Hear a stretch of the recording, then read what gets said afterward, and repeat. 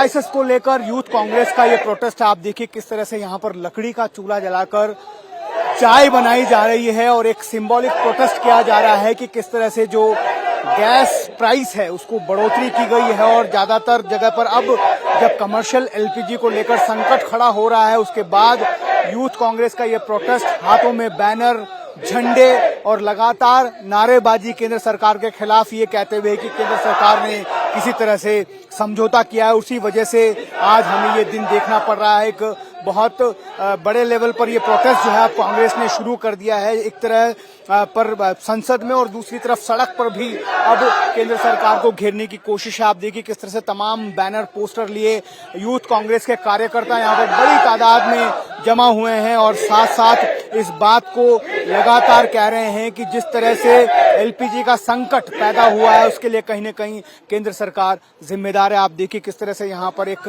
बड़े लेवल पर प्रोटेस्ट किया जा रहा है और पुतला दहन जो है उसकी भी तैयारी यहाँ पर की गई है। जो जिस तरह का संकट बेंगलुरु में और बाकी महानगरों में कमर्शियल एलपीजी को लेकर खड़ा हुआ है, ये लगातार कहा जा रहा है कि अगर सप्लाई चेन बाधित होती है तो आने वाले कुछ ही घंटों बाद जो है रेस्टोरेंट को बंद करना पड़ जाएगा। ऐसे हालात में एक तरह से कोशिश है कांग्रेस की कि केंद्र सरकार पर दबाव बनाया जाए और इसीलिए बड़े पैमाने पर बेंगलुरु में ये प्रोटेस्ट किया जा रहा है। रीजन यही है, परसों जो बैरल ओपन हुए तो हमारे को दूसरे देश से आता है कि आप 30 दिन के लिए ले दो बोलकर, इसीलिए हमारा पीएम है कि कॉम्प्रोमाइज हो गया है। हम आके यूथ कांग्रेस इसका खंडन करते हैं।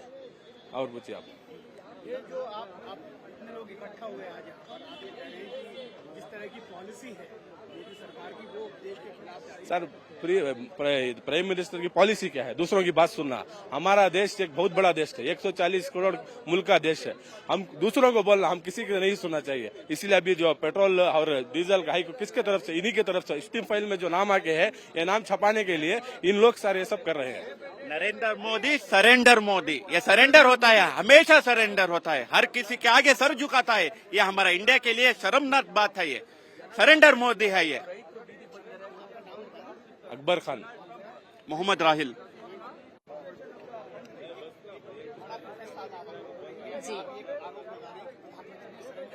ओके, आरोप नहीं लगा रहे हैं, जो सच है वो बता रहे हैं। इसलिए आप देख सकते हो ये जो कि एप्स्टीन फाइल्स हुआ था, ये सब धाराएं, ये सारी चीजों को छुपाने के लिए क्या क्या नहीं हो रहा। वहाँ पे ट्रेड जो फिर से ये दिल्ली में प्रोटेस्ट किया था, ट्रेड डील जो किया था उसको वापस लो, वहाँ पे ध्यान बट रहा है। अभी नया क्या ध्यान बट रहा है? अभी सर्जस प्राइसेस रेज कर देंगे। आम जनता जो कि मिडिल क्लास है वो क्या बनाएगी? पहले जब 400 रुपये पे सिलेंडर मिलता था, जब कांग्रेस की सरकार थी, तब क्या कहते थे कि महंगाई बहुत है, एक बार भाजपा को आने दो, भाजपा सरकार आने के बाद सारी गरीबी देश से मिटा देगी। अब भाजपा सरकार 2-3 बार आ चुकी है, आप जो कि अभी सिलेंडर के प्राइसेस 1000 रुपया छू रहे हैं। ये मामूली से मिडिल क्लास फैमिली के लिए 1000 रुपया बहुत बड़ी बात होता है। उसको खाने के साथ कुछ भी मिला के खाने के लिए भी कुछ एक्स्ट्रा चीजें मिलती नहीं है। उस समय पे उसका घर का चूल्हा ही नहीं जलेगा। ये बेसिक चीज है, लग्जरी में नहीं आता है।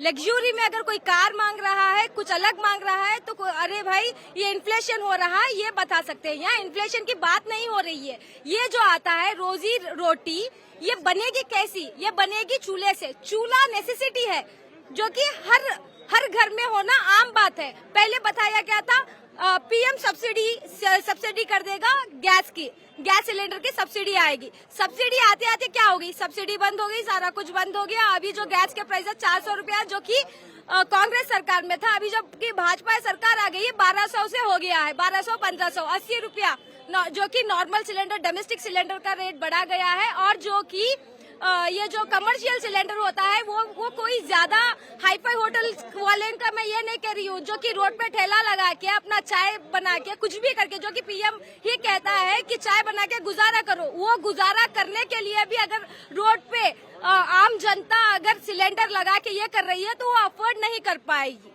ये इन्फ्लेशन इतना बढ़ चुका है और इनकी इतनी कोई नेसेसिटी नहीं थी रुकाने के लिए। सर्जस बढ़ा के इनको इधर से भी पैसा लूट खाना है, ये तो लूटमार सरकार है। ये तो आम बात है इनकी, ये लूटमार खाना इनकी आम बात है, तो ये करती है। तो ऐसा कुछ नहीं है, ऐसा कुछ भी नहीं हो गया कि इतना बड़ा ये हो गया।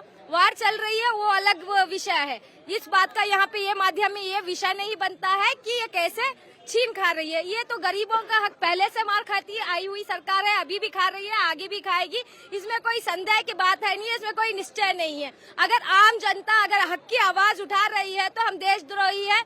हम यहाँ पे अर्पित हो चुके हैं। ये तानाशाही लाने की बात करती है। अगर कोई मामूली सी जो कि लग्जरी की बात नहीं है, ये बेसिक नेसेसिटी वाली बात है, उसकी भी बात अगर उठा रहे हैं तो यहाँ पे हम सब लोग ये कर रहे हैं कि आरोप लगा रहे हैं। आपको लगता है अगर आप भी हम में से एक जनता हो, आप भी न्यूज रिपोर्टर जो हो पूछ रहे हो, ये एक आम जनता की बात है। घर आपके घर भी चूल्हा जलता है, आपके घर भी चूल्हा जलता है, हमारे घर भी चूल्हा जलता है। ये आरोप की बात नहीं है, ये निश्चय बात है। ये मैं यही कहना चाहती हूँ, ये कि कॉम्प्रोमाइज वाली बात है। अरे भाई तू पीएम क्या करता है जो कि ऑलरेडी हजारों करोड़ में तादाद में आए हैं। तू वैसे उनको जैसे कि अंबानी ऐसे लोगों को तू हाथ दे के बढ़ाता है, और जो कि रोड पे आई हुई जनता है तू उनका हक यहाँ पे भी मार के खाएगा, इनसे भी एक्स्ट्रा पैसा लेके खाएगा। सोचने की बात है भाई। मेरा नाम आयशा बल्लारी है। Thank you.